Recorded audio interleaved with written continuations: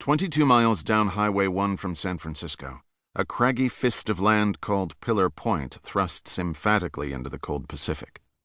Friday, December 23, 1994, dawned fair over this stretch of coast.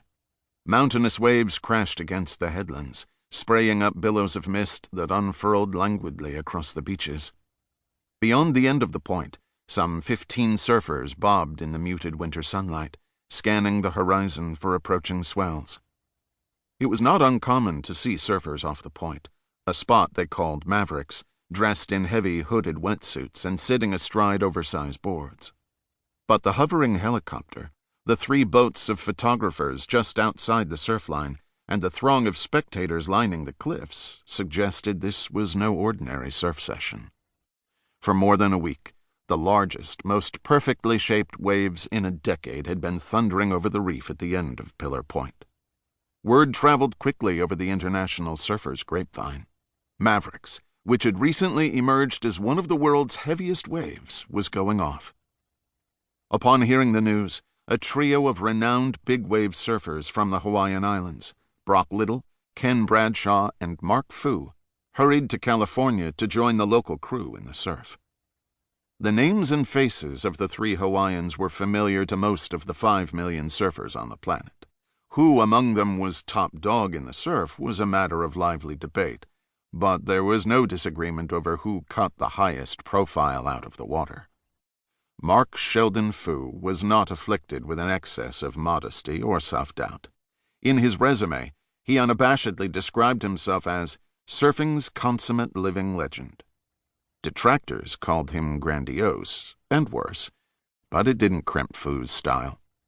In his filofax were the phone numbers of surfing's premier photographers, whom he cultivated and kept in close contact with. His picture appeared in print with uncanny frequency, and he hosted a surfing show on cable television. Foo made no bones about his thirst for fame or his strategy for achieving it. Ride the world's biggest waves with singular audacity, and do it when the cameras were rolling.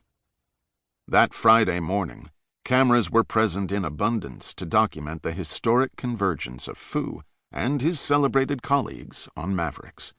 It promised to be a momentous coming out for an underappreciated California wave.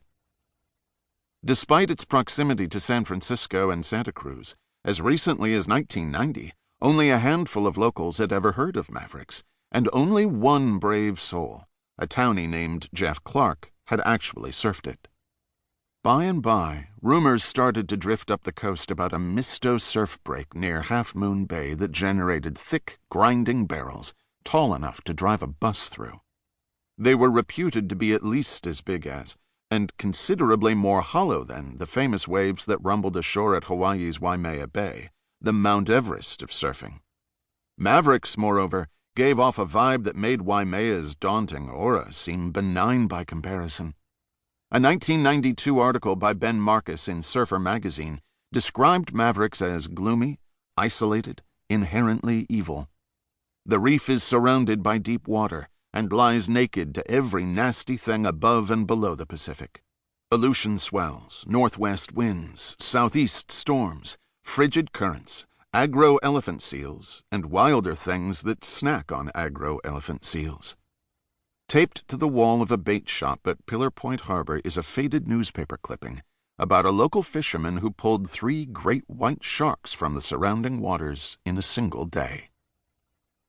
Initially, as luck would have it, the waves that Friday morning failed to live up to the inflated expectations of the visiting surfers and assembled media. As they paddled out to the lineup, none of the Waimea veterans was especially impressed or intimidated by what he saw. The epic surf of the preceding week had diminished somewhat. The crowds in the water and on the cliffs provided an uncharacteristic sense of security. It was a little anticlimactic, Bradshaw confirms. A few big sets came through, but nothing really huge. Everybody was just out there having fun. Shortly before noon, however, Mavericks showed its true face. Somebody in the gallery on the cliffs yelled, "Set!" A procession of telltale black lines was rushing toward the point at 22 knots. Half a mile offshore, Bradshaw saw the approaching swells and maneuvered into position. He let the first wave of the set roll under him, then started paddling in earnest for the next one.